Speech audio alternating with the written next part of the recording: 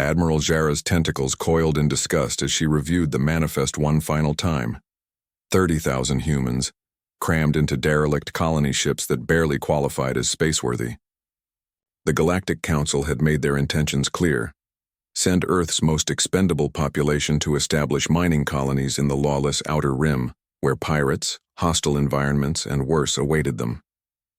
Perfect, she muttered in her native tongue. Let the primitives die quietly in the dark, far from civilized space. The humans had been deemed useful enough for manual labor, but too unpredictable for integration into proper galactic society. Their tendency toward violence, their stubborn refusal to accept their place in the cosmic hierarchy, their bizarre pack bonding with anything that moved, it all made the Council deeply uncomfortable. Captain Elena Vasquez stood on the bridge of the lead transport, watching the swirling hyperspace tunnel collapse behind them as they dropped into normal space. The Edge. Even the name sent chills through most spacefaring species. Here at the galaxy's rim, ancient automated defense systems from long-dead civilizations still prowled the void, and space itself seemed more hostile. Well, she announced to her crew, looks like we're the galaxy's unwanted stepchildren now. Her chief engineer, Marcus Chen, pulled up the navigation display.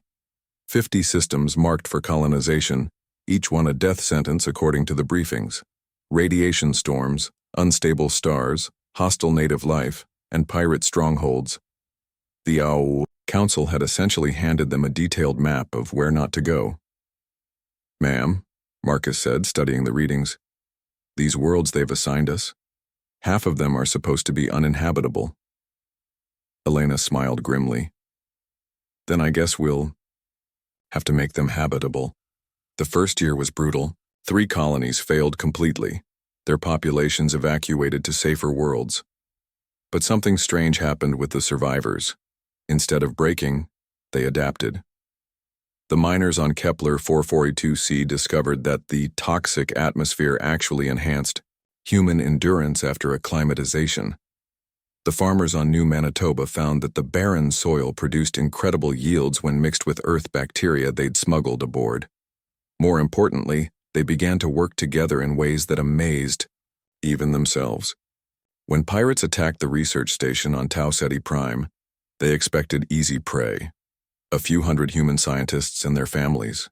Instead, they found the entire research staff had weaponized their laboratory equipment and turned their asteroid base into a fortress.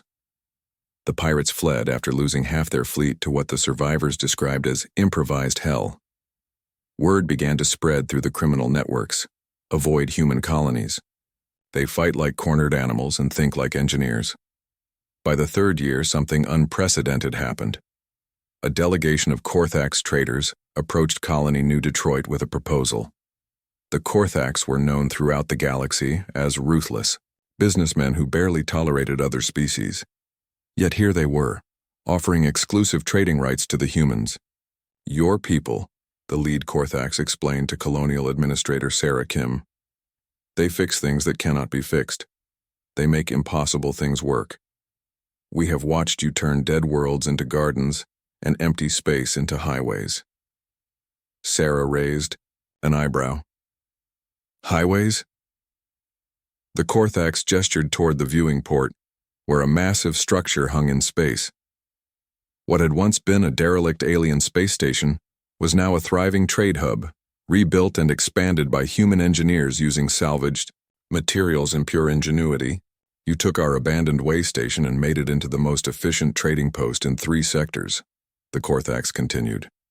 Pirates have stopped attacking ships in your space because you've somehow convinced them to become security contractors? Sarah grinned. It was true. Former pirate captain Rex Morrison now ran what he called Protection Services Unlimited, employing dozens of reformed criminals to patrol human trade routes. Apparently, steady pay and medical benefits were more attractive than the uncertainty of piracy. By year 5, the situation had become impossible for the Galactic Council to ignore. The humans hadn't just survived, they were thriving. Their colonies had become economic powerhouses. Their trade network spanned a quarter of the Outer Rim, and species that had never cooperated before were suddenly working together under human mediation. Ambassador Veltar of the Council arrived at New Detroit Station to conduct an official assessment. What he found defied everything he thought he knew about galactic politics. In the station's main plaza, he watched a Korthax merchant arguing with a Zilani artist while a human child played with what appeared to be a juvenile Vorton, a species known for eating most other sapients. The argument was resolved when a human mediator suggested a solution that satisfied both parties, after which all three adults sat down to share a meal. How?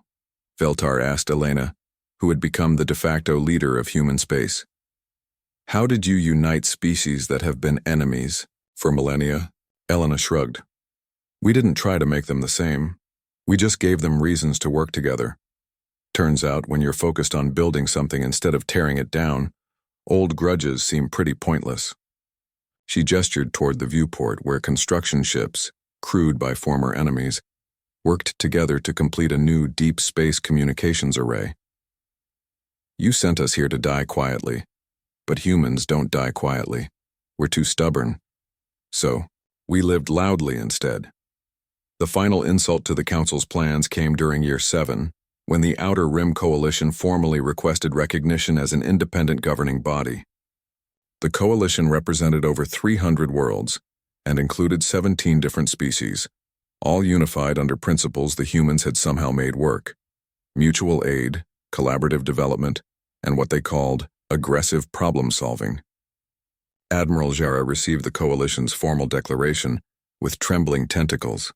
The humans hadn't just survived their exile. They had built an empire of cooperation that now controlled nearly half the galaxy's resource-rich frontier regions. The ultimate irony wasn't lost on anyone. In trying to get rid of humanity's chaotic influence, the Galactic Council had inadvertently given them the space and freedom to show the galaxy what that chaos could build when properly directed. Elena stood on the observation deck of her flagship, watching the newest member species of the coalition, a group of refugees from the galactic core, settle into their assigned worlds. The Council had wanted humanity gone. Instead, they had accidentally created something far more dangerous than they'd ever imagined, a working example of what the galaxy could be. Ma'am, her aide reported, the Council is requesting negotiations. Elena smiled. Tell them we'll be happy to discuss terms, but this time we're not the ones being sent anywhere.